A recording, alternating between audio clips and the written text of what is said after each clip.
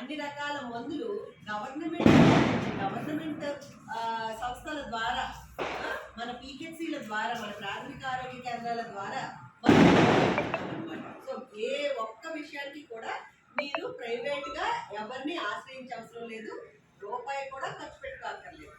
అయితే మనం ఏంటంటే వ్యాధి ముందు ఒక చిన్న మచ్చగా మొదలవుతుంది. చిన్న మచ్చ ఆ చిన్న మచ్చే కదా అని మనం ఏవో లోషన్లు క్రీములు లాంటివి రాసేసుకొని ఆ చిన్న మచ్చే కదా అన్న